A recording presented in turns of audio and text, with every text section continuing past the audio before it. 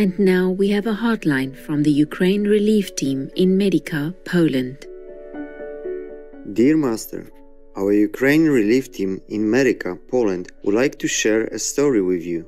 One night, while doing relief work at the local train station, which has trains arriving and departing from Ukraine daily, our translator friend connected us to a Ukrainian mother and her 2 young daughters who had just arrived in Poland from Donetsk. Arriving at about midnight with only 2 small bags and no suitcase, they had no idea where to go or what they were going to do. We invited them to stay in an unoccupied room at our base. The next morning, we ate breakfast with them, and they just looked lost. It was their first day in a foreign country, and the mother sincerely had no idea what to do. After breakfast, we invited the family to our living room, which is filled with toys, snacks, puzzles, games, balls, and painting supplies. Their eyes lit up with joy as we encouraged them to take a few items to put in their new backpacks. Afterwards, they painted pictures of the Ukrainian flag, and we all played outside together. By our base there is a castle, and we took them for a walk around the beautiful grounds. The children spotted a playground, and their eyes lit up with delight in a way we may never have seen before. They played and played. It was so joyous. As the mother became more comfortable with us, she began to tell us her story. Before fleeing Ukraine, they had to stay in their living room for 2 straight weeks without going outside, as missiles and bombs were flying continuously in their area. The children did not feel the sunlight for 2 weeks. They finally had to flee as quickly as possible with only clothes on their back and a few small items, then traveled across the entire country to make it to Poland. The mother said that after they had left, a missile had hit their neighborhood and damaged their roof. In one way, the mother was relieved that she had gotten her children to safety, but on the other hand, she had left her mother, sister, and husband behind in a war zone.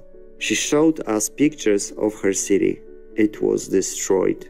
One of our team members sat beside her, and he couldn't help but just cry.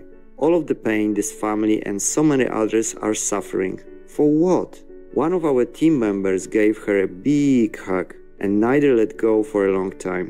We could see and feel that the mother finally felt safe. The family stayed with us for 2 days before going to Warsaw to stay in a refugee center. After leaving, the courageous mother sent me a message saying, "In these couple of days you became family for me." We tried our best to make sure she knew that she is a real-life superhero. With love, Ukraine Relief Team from Medyka, Poland. Considerate Ukraine Relief Team, we too have tears in our eyes reading your poignant story. Our thanks for helping us to connect with the important work you and others are doing at the Ukraine border. Master has this caring reply for you. Big-hearted Ukraine Relief Team, my heart aches for this family and others who suffer so much physically, emotionally, and mentally because of the Russian invasion. I am grateful and proud of your gentle, loving response to the Ukrainian people in their time of immense need. It is not just what we give, but how we give. And this courageous young mother obviously felt your love and was much comforted. So thank you again, with my heartfelt love, for being such good heaven's instruments.